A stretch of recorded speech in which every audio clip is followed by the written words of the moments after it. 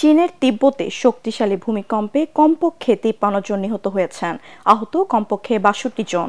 চীনা বার্তা সংস্থা সিনহুয়া জানিয়েছে, স্থানীয় সময় সকাল 9টা 5 মিনিটে হিমালয়ের উত্তর পাদদেশে আঘাত হানা এই ভূমিকম্পের মাত্রা ছিল রিক্টার স্কেলে 6.8।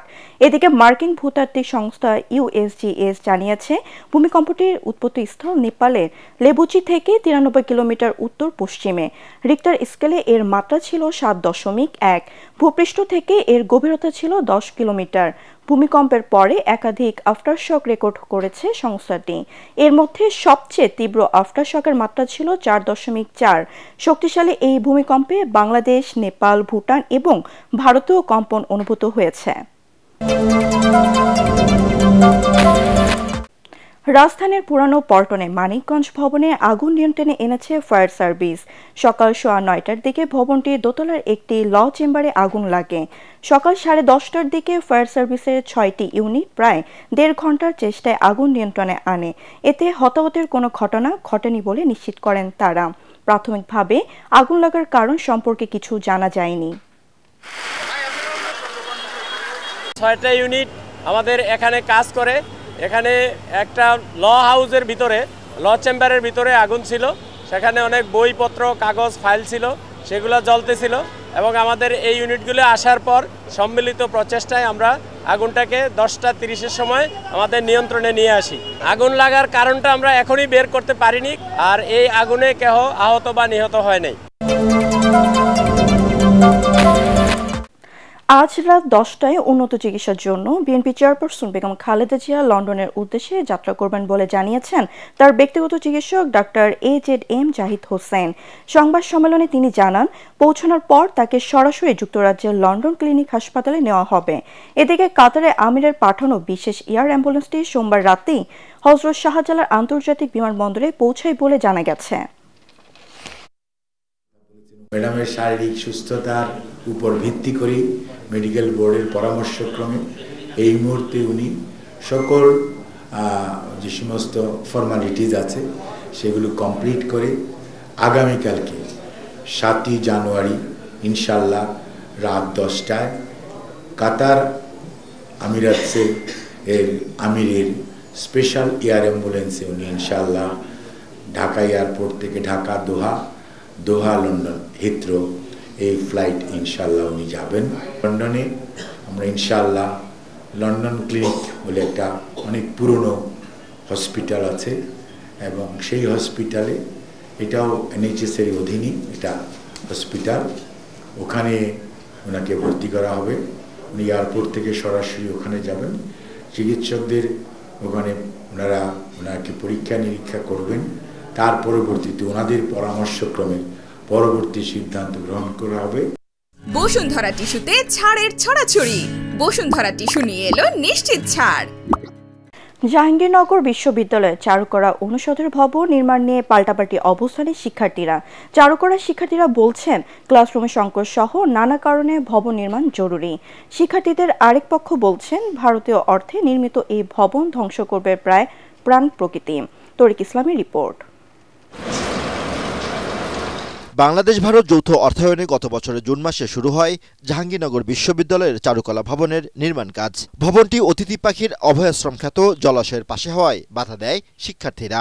বাধা উপেক্ষা করে প্রায় 150টি গাছ কেটে চলে নির্মাণ কাজ।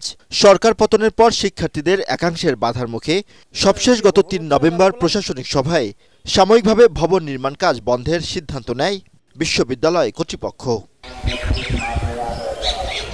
তবে চারুকলা অনুষদের শিক্ষার্থীরা বলছেন, একাডেমিক ও ক্লাসরুম সংকটের কারণে এই ভবনটি নির্মাণ একান্ত প্রয়োজন। চারুকলা বিভাগে এখন 9টা ব্যাচ রানিং চলছে। তাদের 9টা ব্যাচের জন্য বরাদ্দ আছে 4টা ক্লাসরুম। বর্তমানে আমাদের যে ক্লাস সংকট, 9টা ব্যাচের প্রতিটা ব্যাচের জন্য পর্যাপ্ত রুম আমাদের এখানে নাই, যে কারণে বাধ্য হয়ে আমাদের ক্লাসরুমের বাইরে ক্লাস করা লাগতেছে। কোনো এক নির্দিষ্ট গোষ্ঠী তাদেরকে খুব বড়সড় ইন্ধন দিচ্ছে বলেই তারা চারুকলা বিভাগ কিংবা জাহাঙ্গীরনগরের সাংস্কৃতিক রাজধানীর মতো এমন একটা প্রাণকেন্দ্রে চারুকলার বিরুদ্ধে তারা যে আচরণটা করছে। এদিকে একাধিক অনিয়মের অভিযোগ ও প্রাণ প্রকৃতির সুরক্ষায় বিকল্প স্থানে ভবন নির্মাণের দাবি আন্দোলনকারী শিক্ষার্থীদের। আমরা চাই না নতুন বাংলাদেশে কোনো প্রাণ প্রকৃতি এবং এই জাহাঙ্গীরনগরের যে নেচারটা সেটাকে ধ্বংস করে কোনো ধরনের বিল্ডিং করা হোক। আমরা চারুকলা ভবনের বিরুদ্ধে না, আমরা চাই বিশ্ববিদ্যালয়ে চারুকলা ভবন হোক এবং সেটা নিয়ম মাফিক। আমাদের ক্যাম্পাসে সবচেয়ে বেশি অতিথি পাখি থাকে ওই লেকটাকে ধ্বংস করে দিয়েছে জাস্ট এই চারুকলা ভবনটা। প্রকৃতি সুরক্ষা ও ভবন নির্মাণের বিষয়ে তদন্ত কমিটি করা হয়েছে বলে জানান জাবি উপাচার্য। এই সংকট দূর করা খুবই জরুরি, কারণ চারুকলা বিভাগের শিক্ষার্থীরা ক্লাসরুম সংকটে রয়েছে, সেই জন্য সর্বাধিক গুরুত্ব দিয়ে এই বিষয়টা দেখছি এবং এখানে প্রজেক্ট বিষয়ক স্থান নির্ধারণ বিষয়ে যে মতভিন্নতা আছে সেটি আসলে স্থির করবার জন্য একটি কমিটি, উচ্চ ক্ষমতা সম্পন্ন কমিটি করা হয়েছে। ক্লাসরুম ও একাডেমিক ভবনের সংকট নিরসন সহ যে কোনো উন্নয়ন কাজে মাস্টার প্ল্যানের তাগিদ সংশ্লিষ্টদের। Bureau report, ATN Bangla. ঢাকার ধামরাইলে ধলেশ্বর নদীর উপর সেতুর প্রতীক্ষায় কুল্লা ইউনিয়ন ও আশেপাশের এলাকার লাখো মানুষ নৌকায় করে নদী পারাপারে দুর্ভোগ কমাতে নিজ অর্থায়নে 2 বছর আগে বাঁশের সাঁকো তৈরি করেছিলেন স্থানীয় চেয়ারম্যান ও মেম্বাররা। তবে সাঁকোটি নষ্ট হয়ে যাওয়ায় ঝুঁকিপূর্ণভাবে যাতায়াত করছেন এই অঞ্চলের বাসিন্দারা। তাই জানমালের নিরাপত্তায় দ্রুত একটি সেতু নির্মাণের দাবি স্থানীয়দের। ধামরাইল থেকে বেলাল হোসেনের পাঠানো রিপোর্ট জানাচ্ছেন জাহিদুল আলম। ধামরাই উপজেলার কুল্লা ইউনিয়নের এপারে ফোর্ডনগর, ফকিরপাড়া আর ওপারে খাসিরচর, বহুতকোল, জয়মণ্ডপ, ধল্লা, গাজিঙ্গা, সিংগাইর আর মানিকগঞ্জ। মাঝে বয়ে চলেছে ধলেশ্বরী নদী।